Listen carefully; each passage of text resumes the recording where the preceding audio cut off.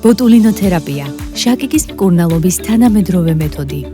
როგორ მოქმედებს ბოტულინოტოქსინი შაკიკის დროს? ბოტულინოტოქსინი ტიპი A, რომელიც ბოტოქსის სახელითაა ცნობილი, ნეიროტოქსინია, რომელიც კუნთების დროებით პარალიზებას იწვევს.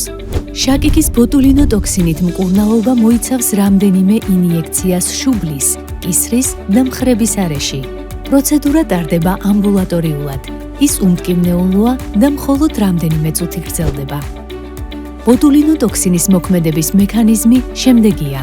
ბოტულინოტოქსინი აფერხებს აცეტილქოლინის გამოთავისუფლებას ნერვკუნთოვან შეერთებაში, რაც ამცირებს კუნთის შეკუმშვას და დაძაბულობას.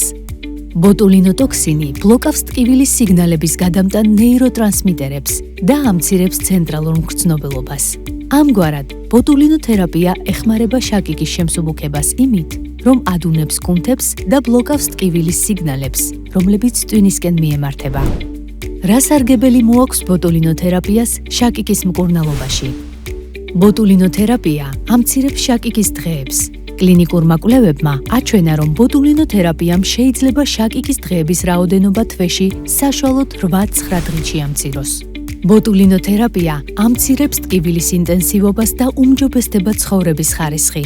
ბოტულინოთერაპიის შედეგად პაციენტებს ნაკლებად სჭირდებათ ტკივილგამაყუჩებლები და სხვა მედიკამენტები.